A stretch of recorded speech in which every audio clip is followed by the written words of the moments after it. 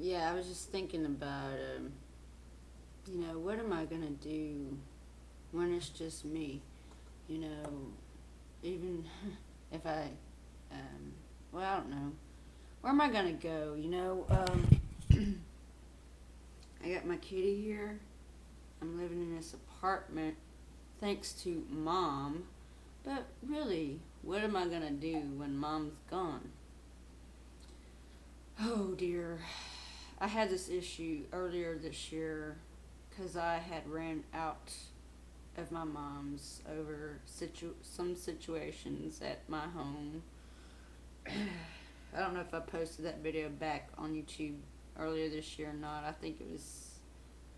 I don't know if I did. I think I did. But I mean, people take so much for granted. And I ended up in this. When I was homeless, I'm like, well, before I decided to go homeless, I was locked up in Cypress Creek, which is a mental hospital. And my friend was saying, I was telling her my problems at home, and she's saying, yeah, man, girl, you need to get out of that house. You need to get away from the alcohol, because that's just going to tear you down. I mean, and I'm thinking about going there again because, I'm living alone, and the corner store is just right there.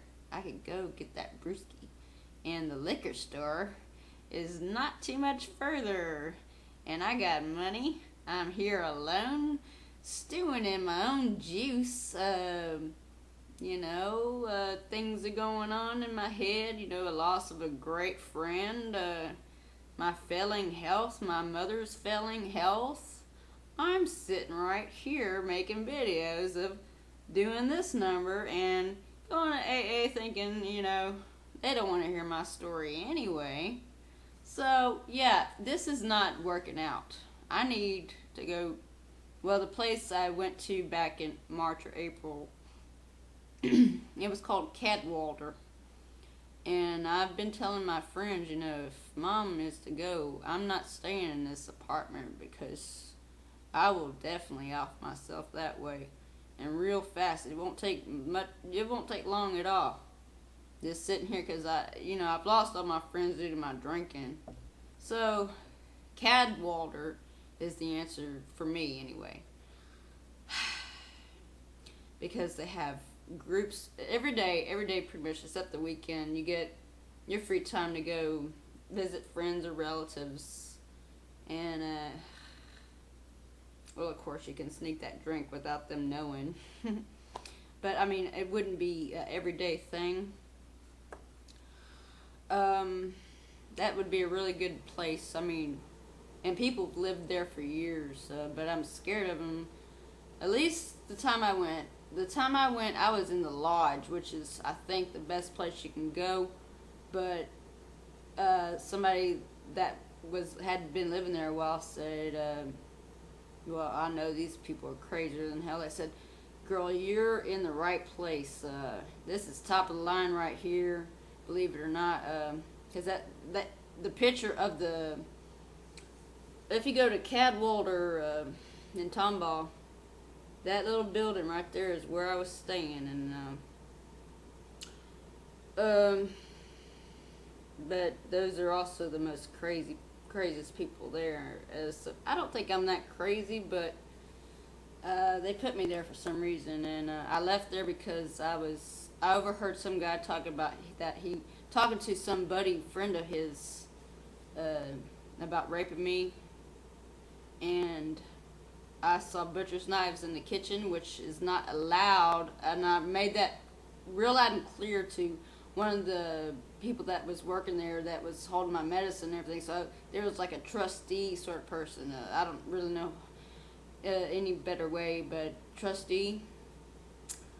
And then he was hit. At the time, I was still with Sarah. We were a couple, and this one guy the same guy that talked about raping me. Was coming on to Sarah and was also coming on to me. He was doing this Rob Zombie, makeup. He thought he was all funny and goofy. He's not funny and goofy. he was a big joker, yeah. Like the one on my neck, wacko joker. So, I don't know. It's a scary situation when it all boils down to it. Um, I really don't want to go back there. If I do, I'm just gonna act like a weakling.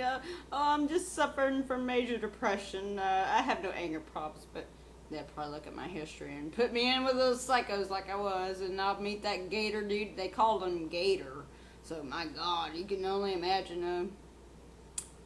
Yeah, but I'm gonna have to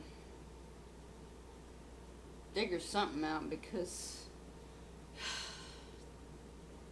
I enjoy living by myself, but it's not good for me either.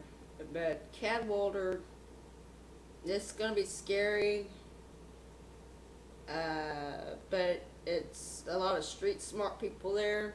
Even though it's in the country and it's pretty much a ranch in Tomball, Texas, which is well, it's becoming more of a suburbs now, but it's kind of rural out there.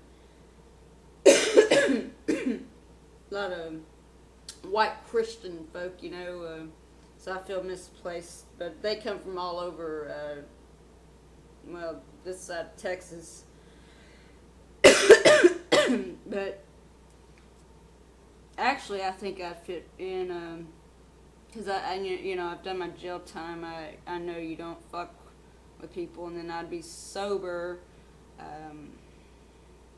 But still, I need to stay in Harris County to do my probation, and you know what I mean. After probation in May 2011,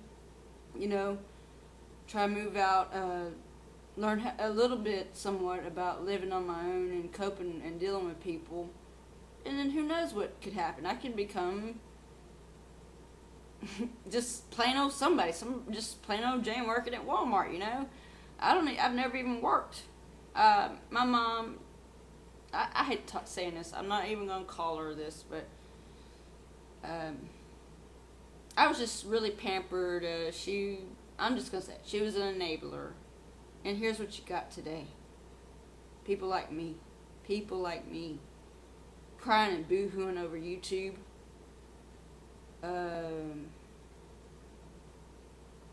Trying to make statements that they don't know where it's coming from.